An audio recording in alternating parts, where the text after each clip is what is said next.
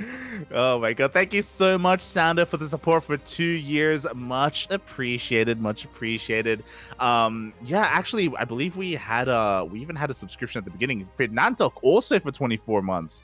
Thank you so much. So the two of you, it's been two amazing years. Hopefully we're gonna have you for another 2 years as well, because there's plenty of StarCraft available. There's plenty more to come, just like this next game here on Cosmic Sapphire. And I worry a little bit for Nightmare, because I agree with what you were saying. You know, the way that Nightmare played will be better on Cosmic, but does he want to do the same thing again? Yes.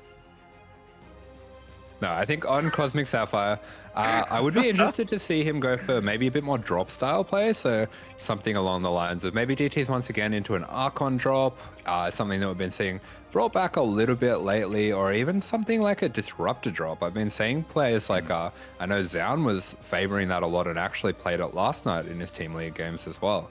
And that's a strategy that can be quite effective on these larger maps where you do have a bit of room to maneuver, a bit of time to prepare if the Zerg builds up their forces to counterattack as well. Yeah, like Nightmare, he's one of the Korean Protoss players, very creator-esque, where he doesn't necessarily play meta or follow the meta, I should say. I think I've seen him play the hero style once, maybe twice. Like, it's not a really common thing for him to do. He has his own way of playing. Chance is another player that's like this, where they have their own style here. So bringing up something like Disruptor drops, I think is really, or it does apply here to Nightmare, you know, for him to open up a little bit differently, whether it's a Robo opener or a Twilight Council opener again. Even if he does open up Stargate, the likelihood of him going Oracle into Stalkers, I feel like it's pretty low. Yeah, I would definitely agree. And I have noticed as well a lot of meta around how the Korean Protosses are playing PvZ at the moment revolves around these kind of tricky, offbeat, different openings. But meanwhile, here in the bottom right-hand corner, 1-0 up in this series so far. It is the Blue Zerg playing for Shopify Rebellion. It is Scarlett. Oh, in the top left, representing Team GP, it is going to be the Protoss Nightmare.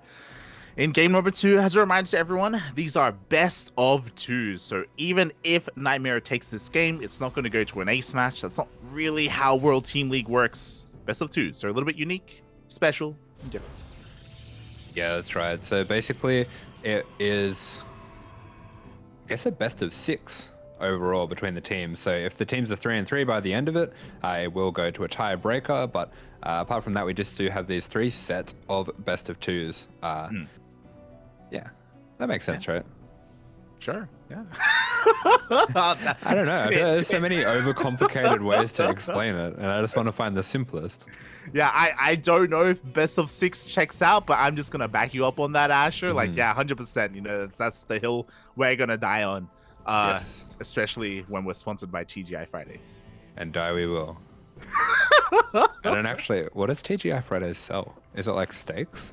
Like steak and chips? I've never been. There was a TGI Fridays at that bar that we went to, right? Am I crazy? Maybe. It was like across. It was like across from us, right? Yeah, I mean that's the kind of place they usually are. But I've never been to one. I've never been. We should have gone. I don't think it's good. I had a housemate that worked at one, and he hated it. But I think you just hate places when you work at them, so it's hard to tell if it was actually good or not. Yeah, I've never been to it. I've seen it like in movies. In movies? Yeah, TGI Fridays. Is it like an American diner then? I thought so. I didn't think. I've only seen American diners in movies. I don't know about any other restaurants. I've never seen the only TGI Fridays that I've seen in my life is the one there in Melbourne. Is across from that bar. That's the only one. Interesting. There's a few in Melbourne. Yeah. I'll take you out, puppy. We can go to TGI Fridays. We can step in and be like, "Yo, you guys playing World Team League here?" It's gonna be like, "What?" You're a sponsor. Oh, good.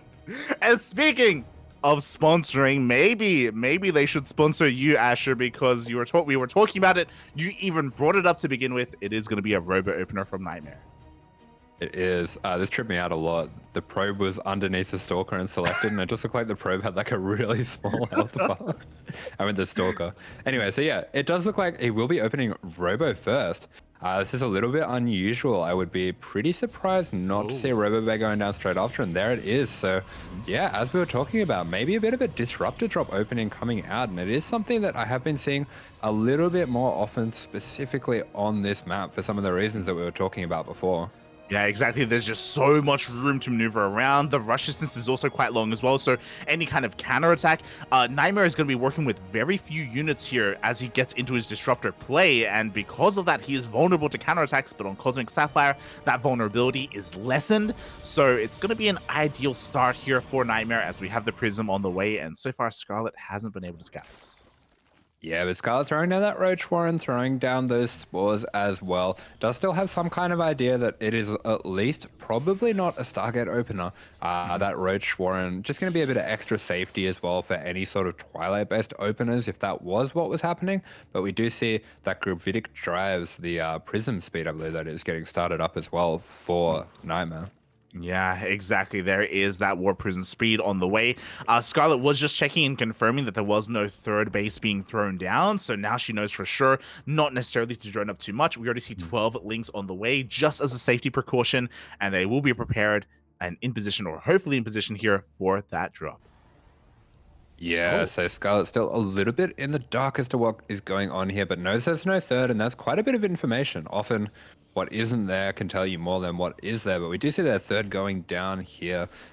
Meanwhile, this observer placed very nicely, seeing all the army movement of Scarlett as it comes in and out of that base. Yeah, it does confirm the mass amount of lings that are coming out here for Scarlett. Meanwhile, third base is thrown down behind this. Scarlett will confirm, okay, it's a little bit late, but there is at least a third, but does miss that Prism as it does move out. Unfortunately, there weren't any lings or overlords in position, and now here come those disruptors. Oh, yeah, disruptors heading in, very nice. Shepherding away with the queens there. Nice split as well. Two of those queens going to go down, though. That's some pretty nice value already for Nightmare. yeah, exactly. Queens. Without them, of course, we can't spread creep. We can't deter this War Prism either. And soon we're going to be able to reset here. At least now the hand has been shown, and he hasn't gotten any economic value yet. But here we go. Oh, a little bit mistimed, actually. Yeah, that spore finishing up perfectly, and really nice job there by Scarlett tracking down with the lings underneath. But we are going to see another one of those queens going down. And meanwhile, on the side of Scarlett, just starting up more of those queens, droning pretty heavily and getting roach speed on the way. At the same time, on the side of Nightmare, we're seeing Blink get started up as well as some Colossus. So looks like he's looking for a little bit more of a macro transition this time. Ooh, exactly, as we do have one disruptor being focused down there. Very nicely done by Scarlett. The other did go off on lings, but again, wasn't the most ideal detonations. I love the restraint that Scarlett has right now. It is very common for Zerg players to immediately go for a counterattack once the disruptors get revealed. That's why Nightmare went for a Colossus. He was expecting lings to flood his third base, but no, instead Scarlett droned, and she has been focusing on droning, and because of that, she's going to be looking to at least get into a healthy position here coming into the mid game. Yeah, absolutely. And this is something that you can see a lot with players who are a little bit faster as well, and something that comes from a position of confidence with Zerg, where she's made just enough lings and roaches to deal with this drop, and she's confident in her map vision and with her movement that she's going to be able to keep on top of this Prism just with the few units that she's made, and she has done a really good job with that so far. Yeah, exactly. Again, it's only one Prism to disrupt, to be a nuisance, so there's no need to overmake units here. We do see two more Novas going off, this time missing, not even getting a creep tumor there, so very nice reaction there by Scarlett as she continues to drone, and she's been taking up as well. We already have an infestation pit. With this, we can go straight into a hive. More importantly, she's going to have access to Vipers, and Vipers just completely shut down these high-tech robo units. Yeah, that's right. But meanwhile, for Nightmare, we haven't seen a fourth base go down at all. We've been seeing these sentries being built, building up energy, an extra disruptor as well. So it looks like he's going to pull the trigger and he's going to be going for it right now. And now Scarlett needs to rush out to get as many Ravagers and Roaches as she can. And +1 is still a little ways off, so is Bane speed. Yeah, it's almost as if we have an all-in here from Nightmare, and was Scarlett too greedy? She droned up to 83 right now. She has to buy time. She has to hold on with what she has. Meanwhile, she's facing down an army of, what is this, 4 to 5 disruptors and that Colossi. So Nightmare, he's got to push in. He's got to do more damage. Yeah, this army very deep on creep, and Nightmare has to go for it now, and it's going to be very important for Scarlett in her defense here that she doesn't need any of these Disruptors balls on the Ravagers.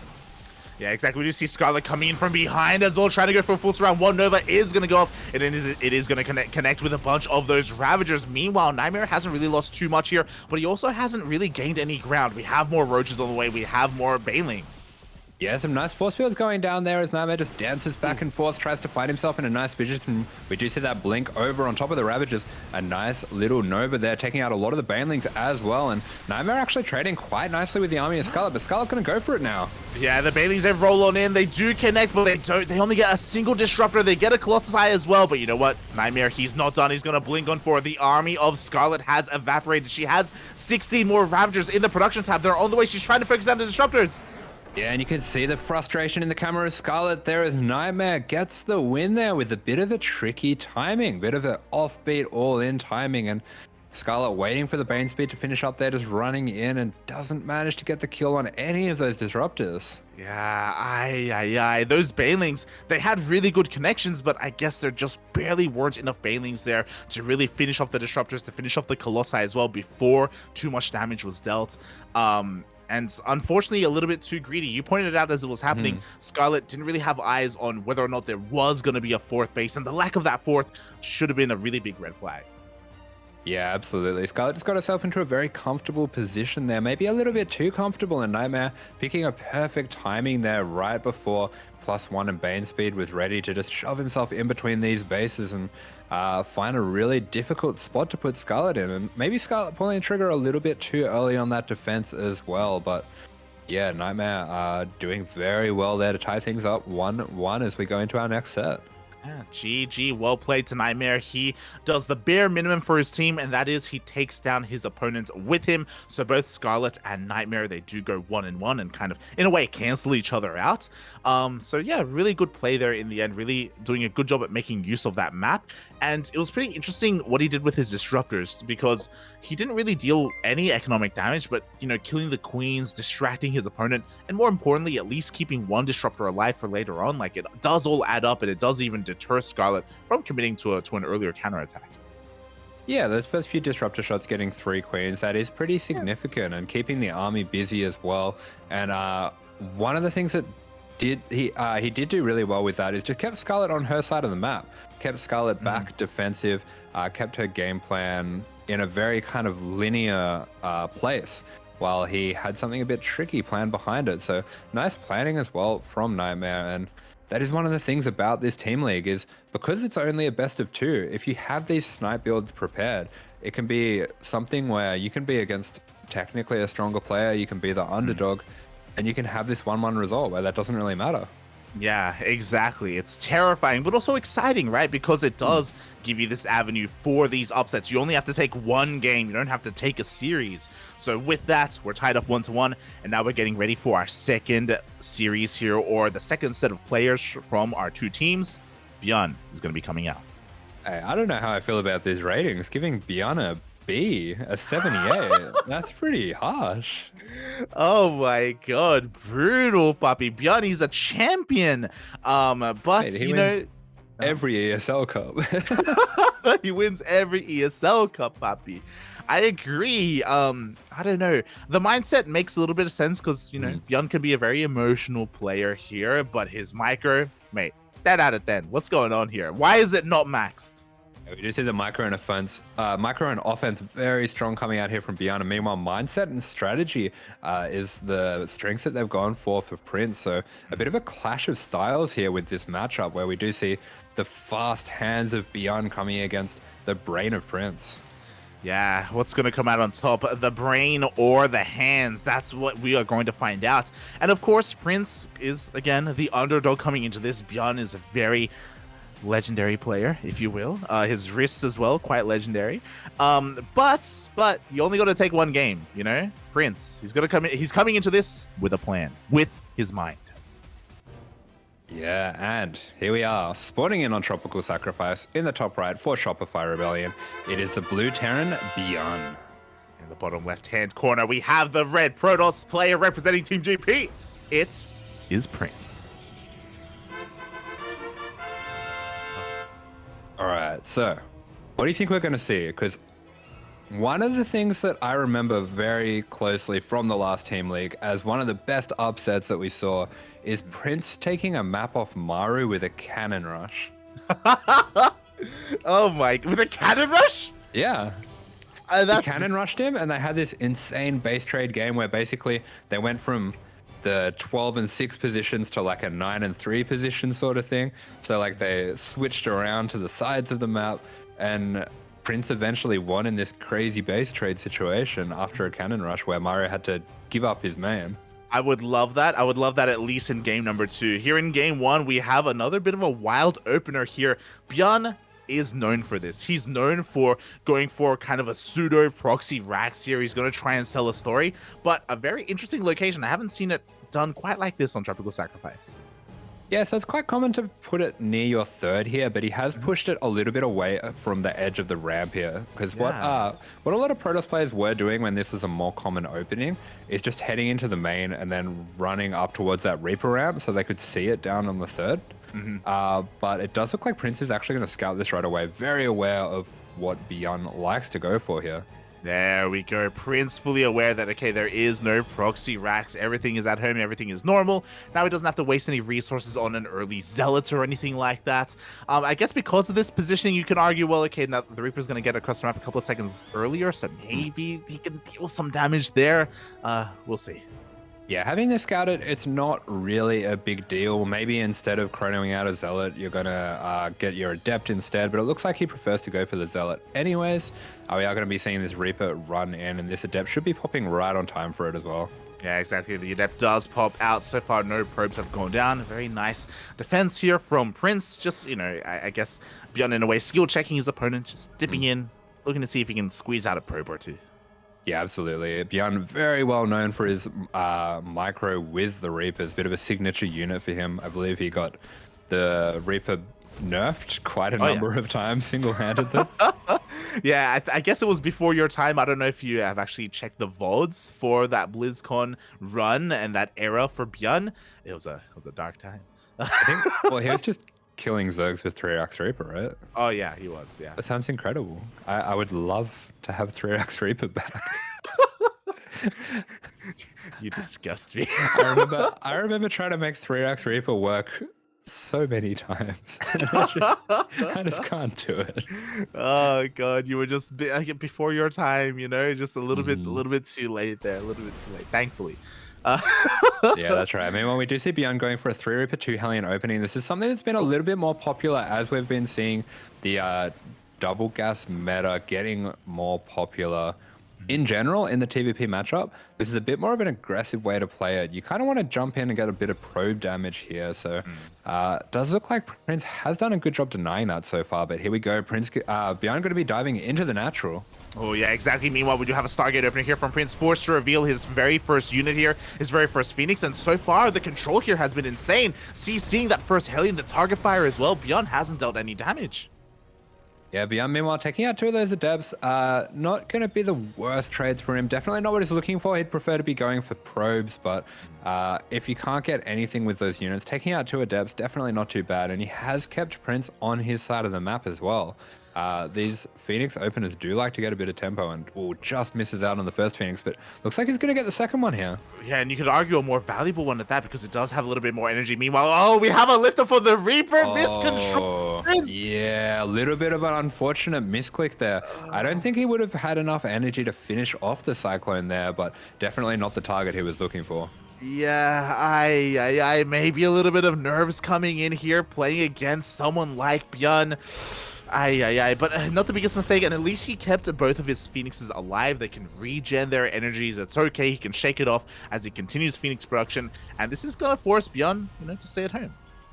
Yeah, ByuN is going to have to stay at home here. Macro along. Meanwhile, we do see a bit more of a standard 3-1-1 opener coming out from ByuN. This has been very heavily in the meta recently, so we'll be seeing that Stim and Combat Shield starting up. We'll see that +1 as well. We should have a nice timing as all those upgrades finish along the same time as the first 2 medevacs.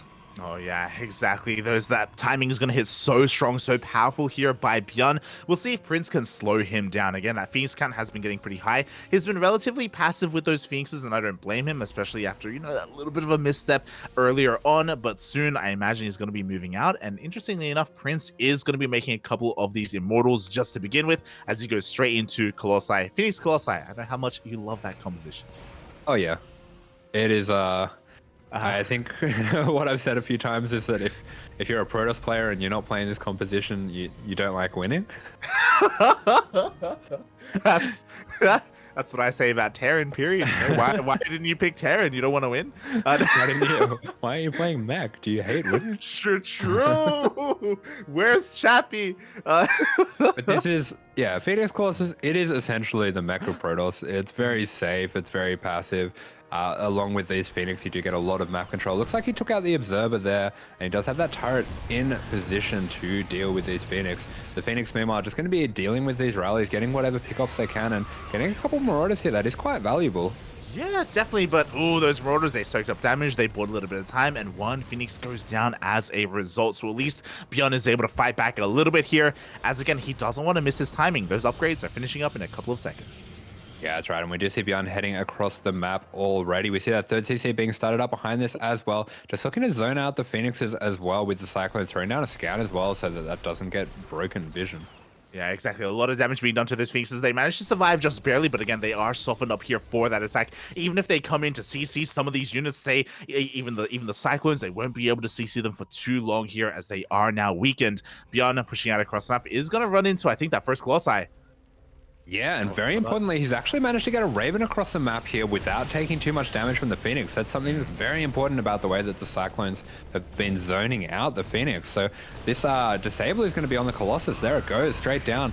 And he's actually zoned out Prince from his own shield battery overcharge. Oh, exactly. The overcharge, it runs out, it goes down. The Phoenixes weren't able to do enough either. The Colossi finally comes out of that stasis, out of that Disable, but is it going to be too late? We do see a couple more Zealots being warped in, and it looks like Prince barely has enough.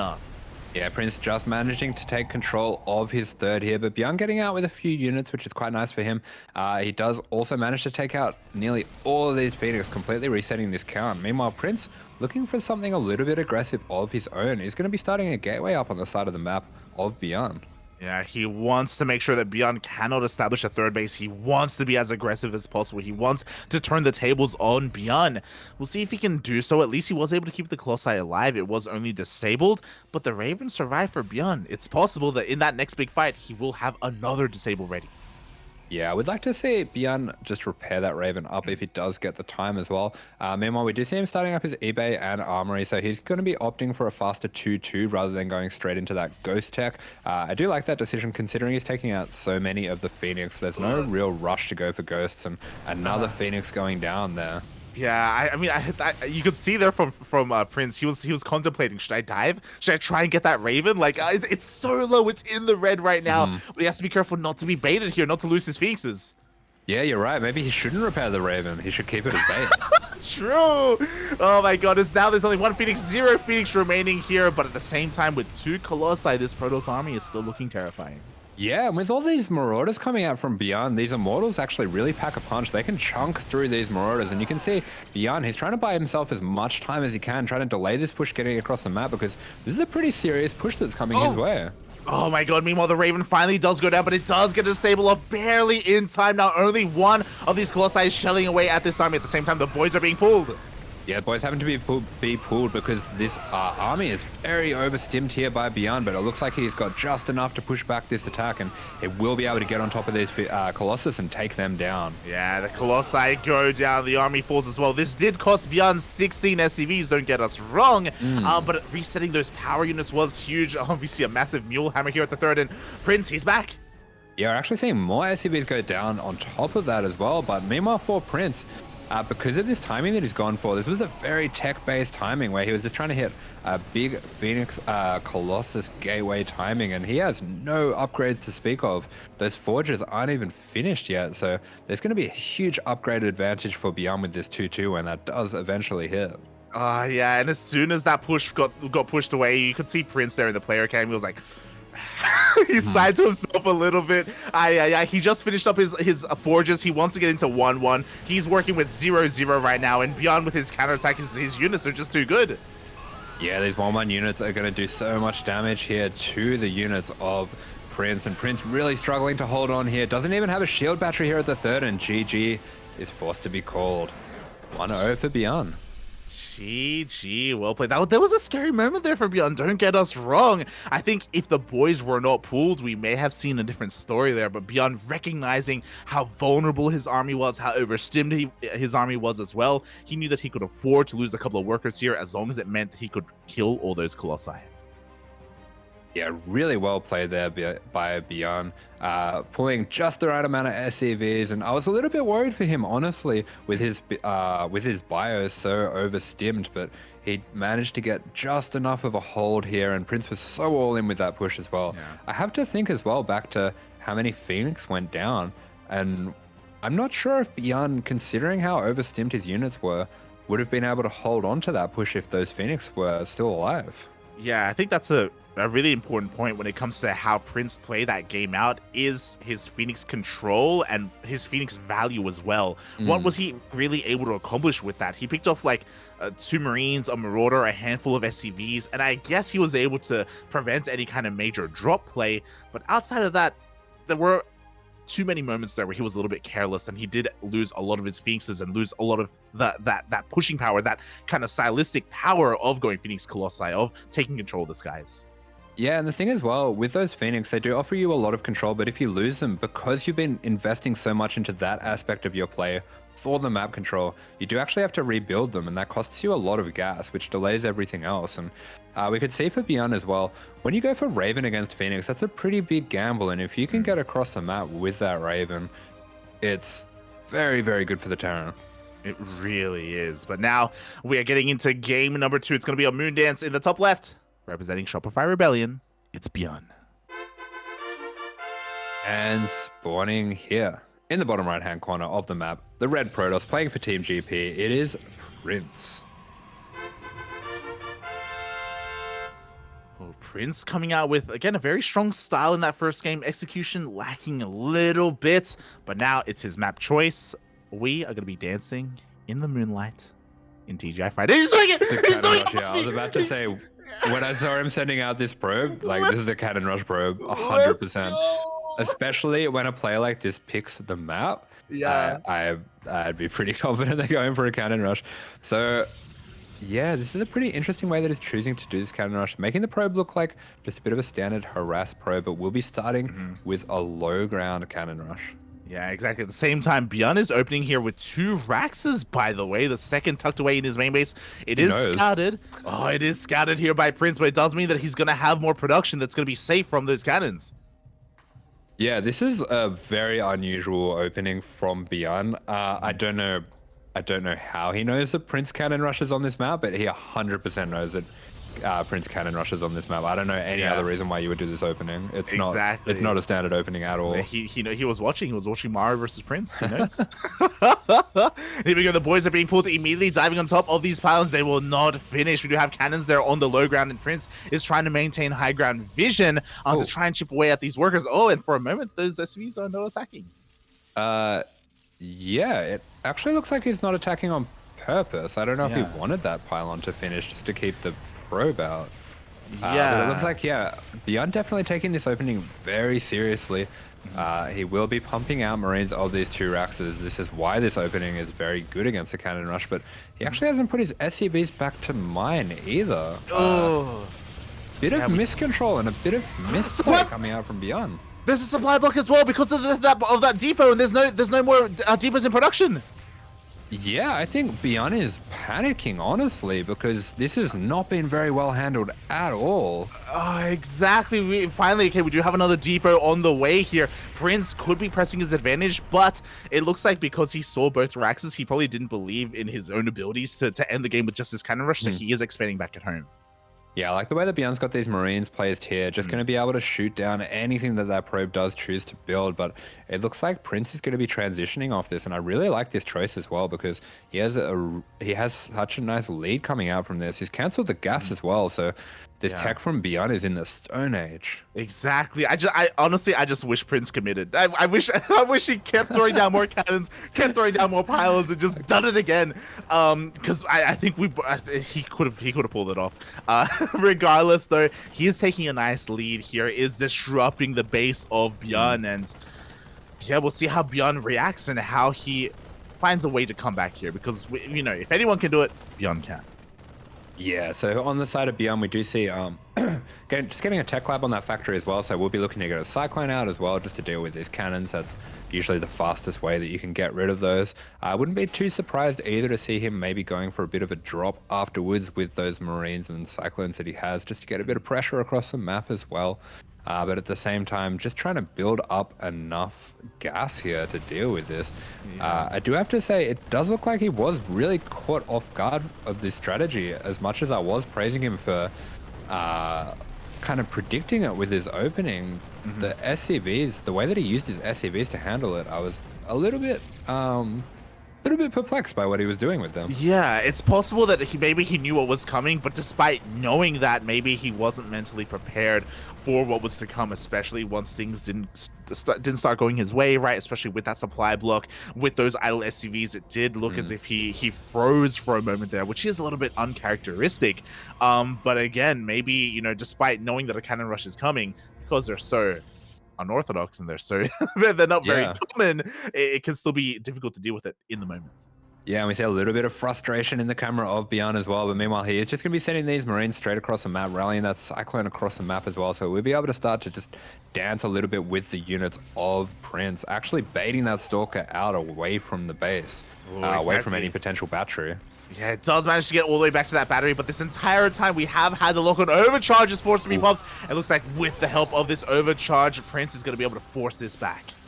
Yeah, some beautiful micro from ByuN, just dancing back and forth with those units. We'll trade out a few marines here, but forces the overcharge, takes a lot of hull damage on these stalkers as well, and most importantly, gets map control and is able to establish his natural here.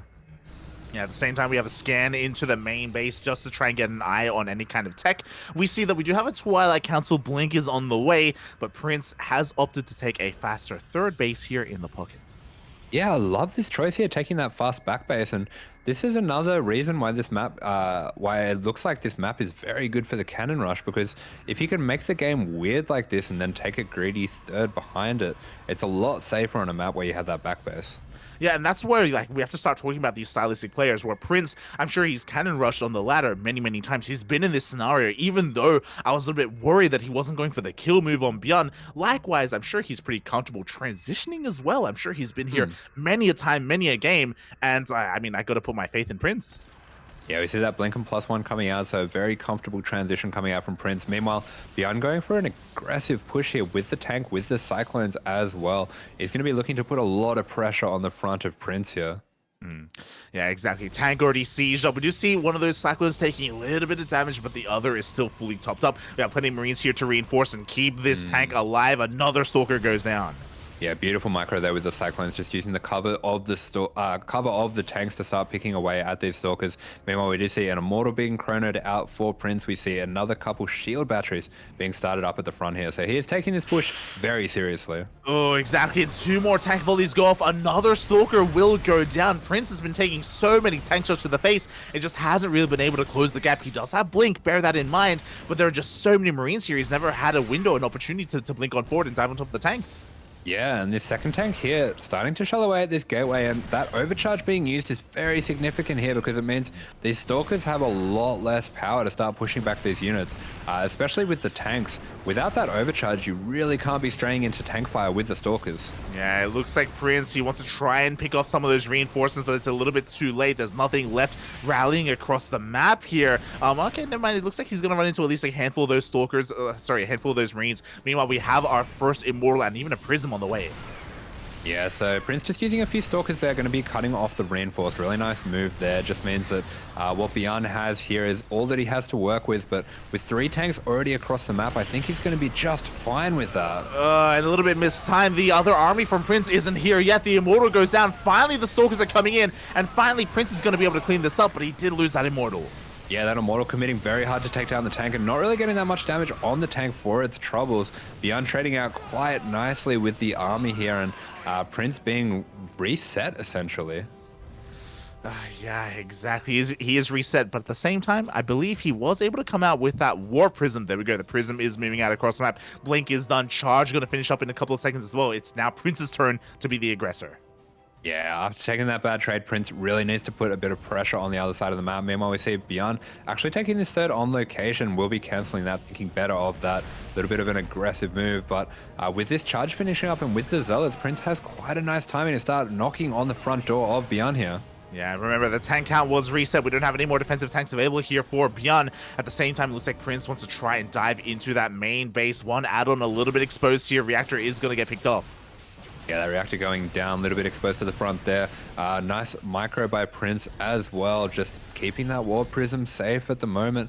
ByuN, meanwhile, he should be safe if he chooses to just take his third either inside the main or float it towards the back base. He's going to be getting those turrets up as well, so just assuming a very defensive posture. Yeah, I believe we do have that CC on the way here just outside that third, so getting ready to float down. At the same time, it looks like Prince is going to try and go for a little bit of multi-prong harassment. We do have one depot going down the army, stims on forward. At the same time, Prince gets into the main. Yeah, and with that depot going down, the Zealots are going to be able to get on top of this bio, distracting ByuN as well, while the Zealots are being warped in the main, and we see a lot of frustration coming out from ByuN on the camera there, as he is being forced to deal with this on both sides. 16 SCVs going down, and meanwhile, Prince behind this taking a fourth base.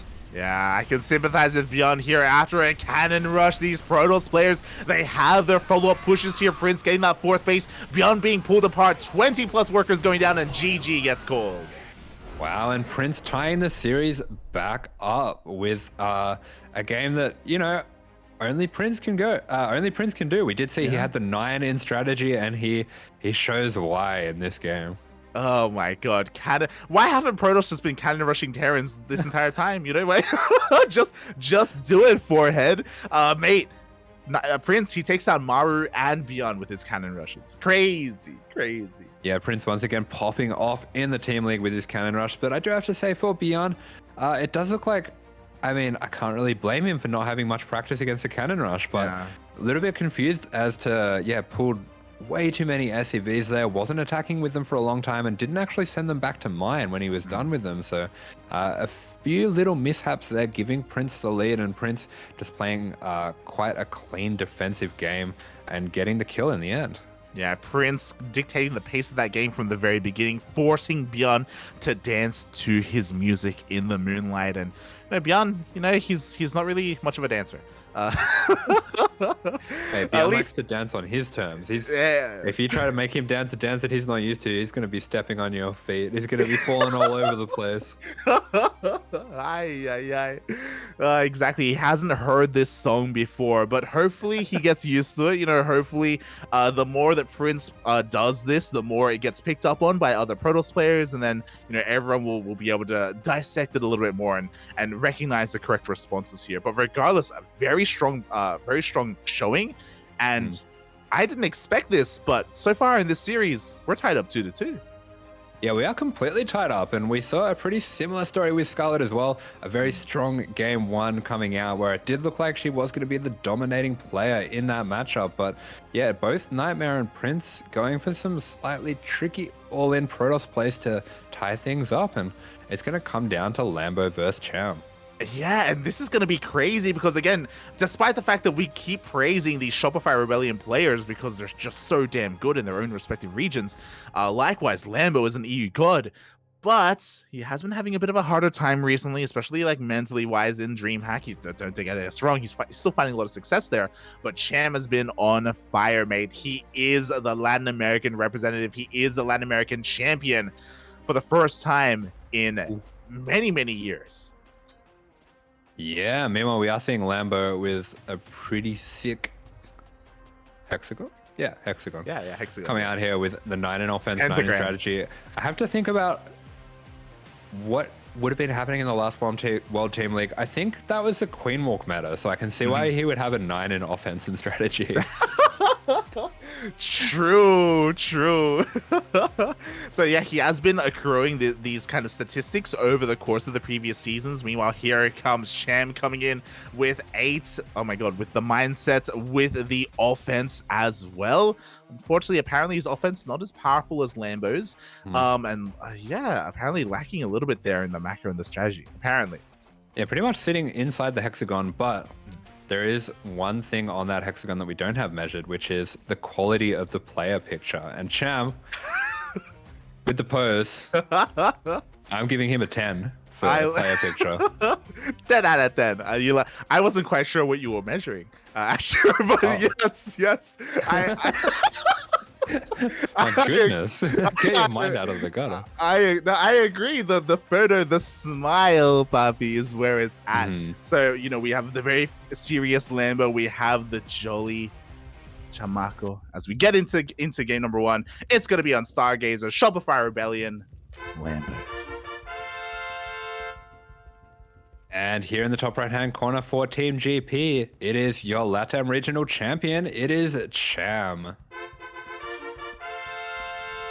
I think, honestly, the only person that could rival that picture is Paddy Mac. Paddy Mac gets a 10 in picture as well. He gets an 11, mate. What are you talking about? he gets the whole thing. Oh my god. Yeah. I mean, I'm really excited to see these two players. I haven't casted Cham in so long. He used to be a regular in the online weekly scene before he kind of really popped off. He went to Korea to practice and train. And now he's up here playing against the best of the best. Yeah, and here we go. Both players going for a mirrored opening, both going for that hatch first. We will see the two overlords. I think they clip through each other, right? Yeah, there we go. So we see those two overlords passing in the middle of Stargazers here. We'll see a pretty standard game coming out from both players here. So I'm not too surprised given the map. It is a bit of a longer rush distance. It is one that's a bit more defensible as well. So things are going to be pretty standard so far. Yeah, so far hatch gas pull from both of our players. We did see that Cham actually went for a pull and then gas, but it was like 1 second difference. It wasn't a major diverging factor here in their openers. So yeah, I'm a little bit surprised that neither player did go for anything more aggressive to begin with. Maybe it is because Stargazers isn't a very popular map. They're being forced to play on this. I'm sure they typically veto them. So we'll see how they're able to perform when forced to play on a map that they're not necessarily familiar with. Wait, this observer as well, he zooms in too fast. It's not the same as with you, puppy. I want that swang. the swang, the swoop. You gotta go for a ride around the hatchery. Yeah, you gotta go on a little journey. Yeah, you gotta savor it, and then you gotta at the right moment you take a bite from that juicy apple. Exactly. And you let the juice like drizzle down your chin as well. Calm down. Relax. You enjoy the moments, okay? You savor it, if you will. You can't let it go by too quick, because then no one's happy, no one's satisfied. True. Gotta share the love. Gotta share the love with your homies. That's what we're learning here. But meanwhile, we are seeing almost exactly mirrored openings from both players. We're seeing the speed and the Bane Nest started up at the same time. Both players going for a very similar link count as well as they just check on each other's thirds. So everything looking very, very standard from these two players so far. Oh, yeah. Getting a bit of a feel for each other. Exactly. Like, this is as standard as you can get. We have our third bases on time. Neither player is skipping their Baneling Nest either, so no one's going to try and go straight into roaches or go for any kind of two-base play. There's no early Evo chambers, no early gases. Both players are just going for kind of a gentleman's agreement here. And again, I got a lot of respect for Cham for that, right? Because I do feel like everyone knows who Lambo is. Everyone knows how powerful he is as a player, as a mind. He kind of gained a lot of recognition after he coached Rainer his way through a couple of tournaments as well, and leading to a little bit of success. So yeah, like I do hope that Cham is able to keep up here as things are going to start ramping up when it comes to that aggression. Yeah, Lambo definitely well known for his strategy when it comes to especially matchups like CVP, but ZVC as well. But meanwhile, we do see a little bit of a divergence here as we see Cham going for a faster layer, Lambo going for a fast +1 range, actually. This is not what I was expecting. So what does it look, what will Lambo be going for here? Yeah, so Lambo is going to be transitioning into Roaches, already working on those upgrades. This Roach one from Cham, I would argue is a little bit late here, and because it's late, I'm curious. He does have all 4 gases. It looks like he's even taking another gas here at his third base as well. Shout out to the lovely observer. Mate, it looks as if he wants to go into mutas. Yeah, definitely looking like commuters here. And on the side of Lambo going for Roaches and the +1 here, I have to think that he must have gotten a little bit of an idea of what Cham was looking to play with when he got that Ling Scout into the main. He is going to have a little bit of a skirmish here with the Lings of Cham as well, taking out a lot of Lings with that one Baneling there. Yeah, exactly. We still have plenty of Banelings to defend, though, so these Lings won't get too out of control. Cham can hold on, and no, instead he goes for Roach speed. Interesting. So despite having all these gases, he's not going for Aspire, bearing in mind that he doesn't have any upgrades either, so he wants to hit a very strong Roach timing. Yeah, definitely. And that much earlier lair, I'm not exactly sure what that was for. Possibly looking to fake out Lambo a little bit, or just reacting to what it is that Lambo was going for. Oh, a little bit of risky micro there, and does take a pretty big Bane shot for his troubles. But he will just be backing off with his units now. Yeah, exactly. But you know what? I don't expect Cham to make any more drones from here. There we go. We have a Nidus on the way. So Roach speed and Nidus. Cham is going to be looking to pull his opponent apart. He's going to be 100% all in. Lambo hasn't recognized this yet. We can see he's still making drones. He's still happily droning as much as he can, going up to 68, going up to 70 workers right now, when really he needs nothing but army. Yeah, droning quite heavily, and this is a map where Nidus can be quite annoying. There's lots of little dark spaces behind the main, in that little back base as well, where you can sneak in things like a Nidus. We did see, I hope to see Cham sending some Overlords over to some of those spots as well. Yeah, I expected a Nidus in towards the pocket base, as you were kind of alluding to, but no, not at all. He's only going to reinforce here in front of the army. We do see the Roaches coming on in already. Cham so far ahead, almost double the army supply. Yeah, really catching Lambo off guard here. Lambo is going to be pulling those drones, but with this quick reinforcement from the Nidus, this is going to start to spiral out of control very quickly for Lambo, and this is Cham's time to really jump on top of him. Yeah, it's his time to shine right now as he avoids the third base. He knows that he has to clean up this army. He has to go for a kill move right now. He gets on top of so many of these Roaches, and he's getting on top of the Queens that don't have enough energy for Transfuse. Yeah, nice aggressive micro there, going straight on top of those Roaches. He wants to go for the kill. He's going for the throw right now. But meanwhile for Lambo, that +1 did finish up right before this attack. So a little bit of an anti-timing for Cham, but he is taking the fight on both sides here very successfully. Yeah, exactly. He just continues to reset that Roach count. He doesn't give Lambo any room to breathe at all. And because of that reinforcement, because of the Niduses, he never will. Cham, he's breaking in towards that natural. He has broken the natural.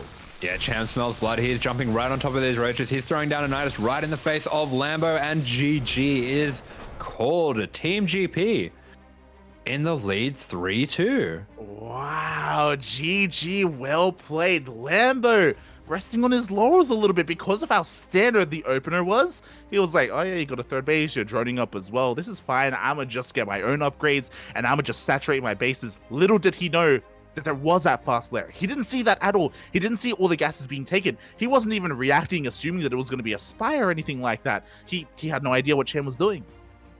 Yeah, and Cham, once again, being the sniper in the ZBZ, gets this 1-0 lead. We're seeing a few storylines from the last World Team League already playing out. We're seeing the Prince Cannon Rush. We're seeing Cham popping off in the ZBZ, and now he has a chance to give Team GP a win over Shopify Rebellion, which would be quite the upset. It would be an upset, an insane upset at that. Cham just smiling to himself, already taking that first game. Again, he's already done the bare minimum for his team, but can he go all the way? Can he be the first player on Team GP to take the 2-0? Team GP. As we do see, it looks like Lambo is going to be picking Cosmic Sapphire as map too. So maybe getting a bit of a sense that Cham is going to be going for these cheeky openings. He wants to put a bit more distance between the two players here. Yeah, a much larger map here, longer rush distance. There are a couple of avenues of attack, and I do know that there are a lot of Zerg players that like to go for 12 pools on Cosmic Sapphire. At the same time, everyone knows this. We should see both players kind of optimize their Overlord pass to scout this. And we'll see as neither player throws down an early pool. In the bottom right, Shopify Rebellion, we have Lambo. And the top left-hand corner with the 1-0 lead, it is Team GP's Cham.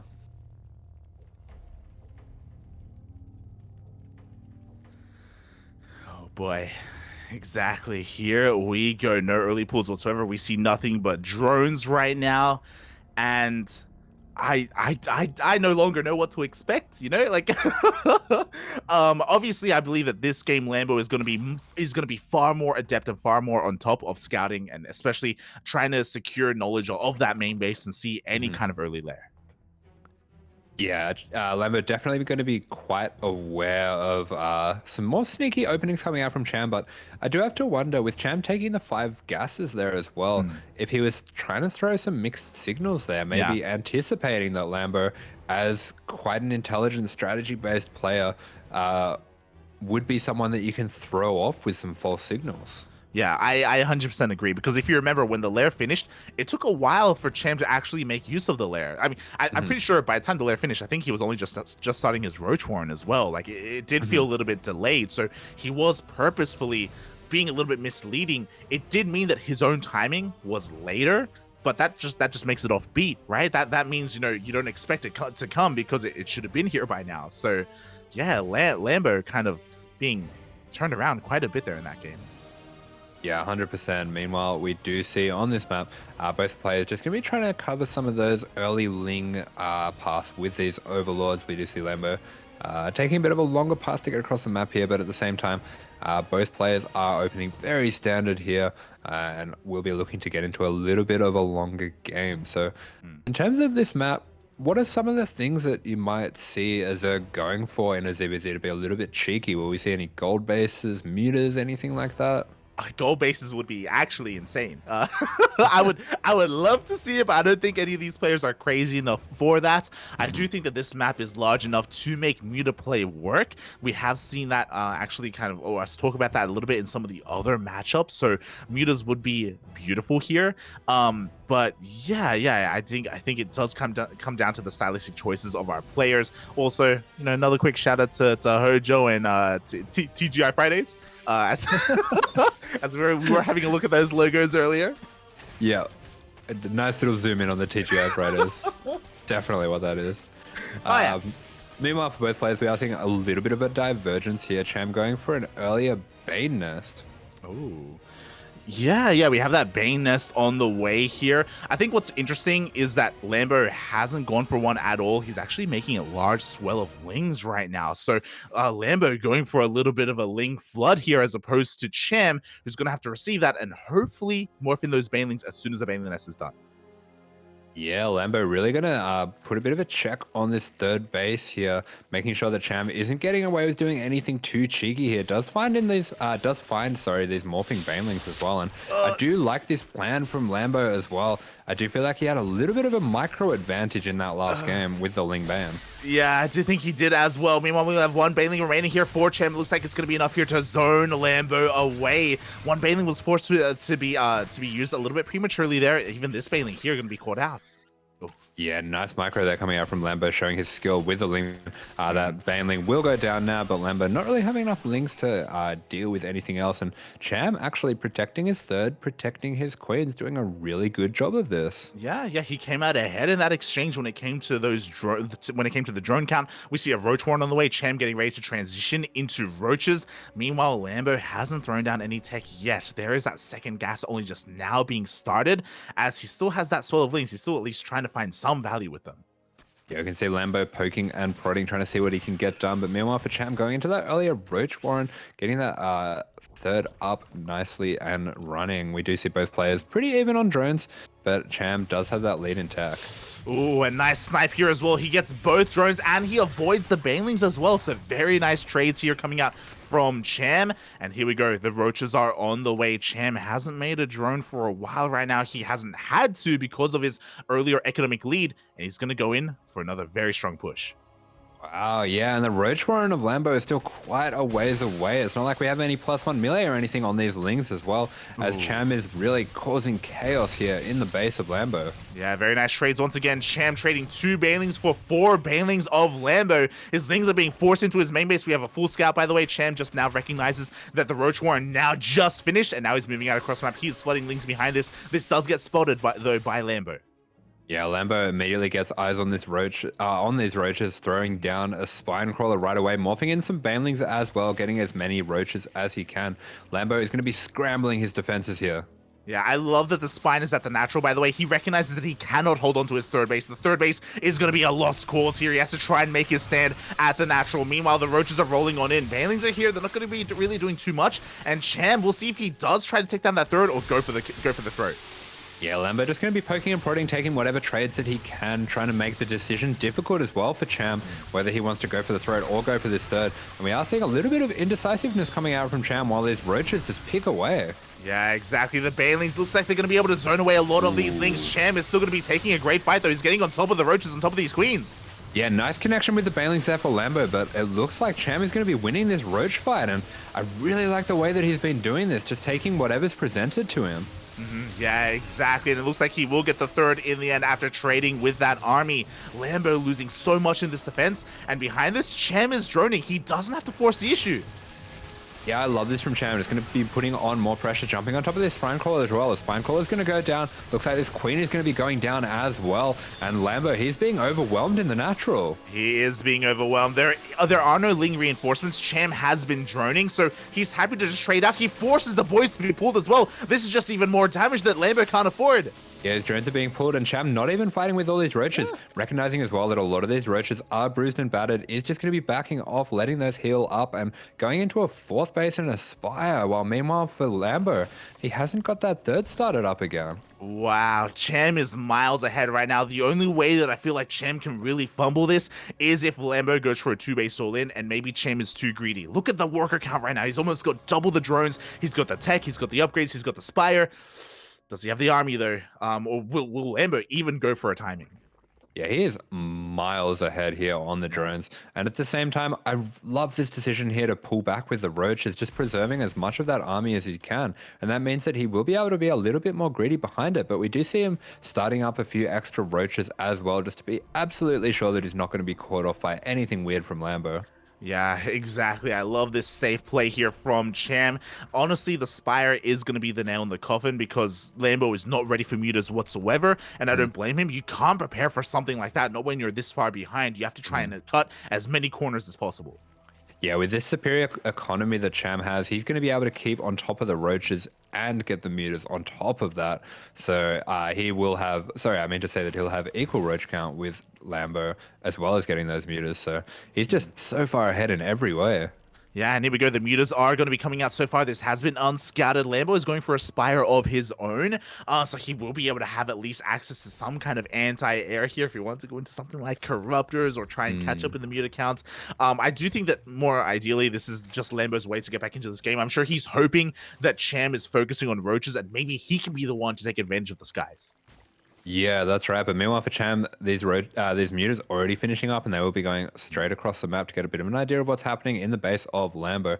I know we have had a little bit of I'm just gonna call it right there. And Cham with the pop off. Let's go. Oh my god, just popping one off there for our old mate Jesus Cristo papi as Cham takes the 2-0 win.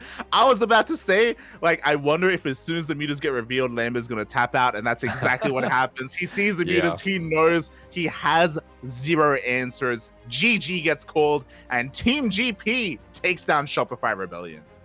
Yeah, I was about to give a shout out to Todd with the Luca D supplied there, but it looks like Lambo, very aware of his situation, is just going to be tapping out. And Team GP with the 4-2 upset. Wow, what a great performance, especially from Cham there. Oh yeah, exactly. All players came very prepared to at least take a game, but Cham taking that series, having very powerful roach timings as well. Every single time, like Lambo was able to get eyes on them, but a little bit too late, especially in game 1, even here in game 2. And look, he's the champion of Latin America for a reason.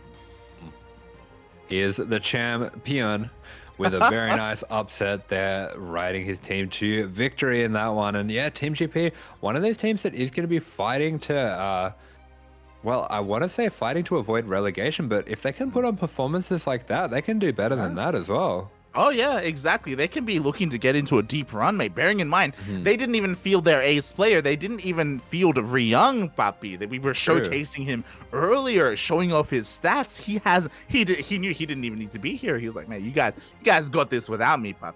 Oh my god. Mate, they arrested him. He said, "You've got the LATAM champion. You don't need me. You got 2 Prodosses and a LATAM champion." True. True, puppy, true. Why weaken the team with a Terran? I also want to give a little bit of a throwback as well, because we used to cast Cham on a weekly basis, and he got the nickname La Chupacabra, papi. He was the Chupacabra, which means, oh, I don't know if you know this, but they actually they drink the blood of their enemies, specifically goats. Oh. He takes down goats, papi. Oh my god. Fair enough. I feel like Lambo qualifies as a bit of a goat. Just saying, just a bit. Man, he looks so calm and unassuming. I didn't know he devoured the blood of his enemies. He's terrifying, man. That's how he took down Juanito, man. Just saying. Aye.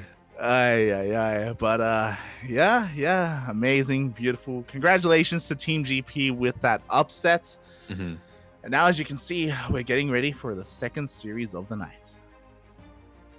Yeah, we do have a very exciting game coming up there between DPG, arguably the favorites, either them or Onside, really, to take down this entire tournament in first place. But Invictus Gaming, they have had a few players that have been doing very well recently. We see Coffee making a deep run in the China region, also doing very well for that team as they went through the Code A and the playoffs. So definitely a team to be looking out for there as well.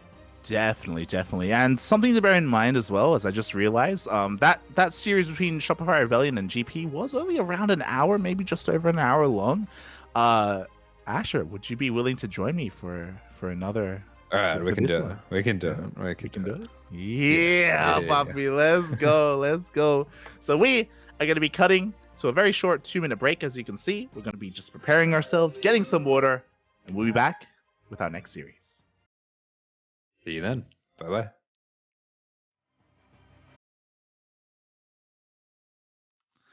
Ah,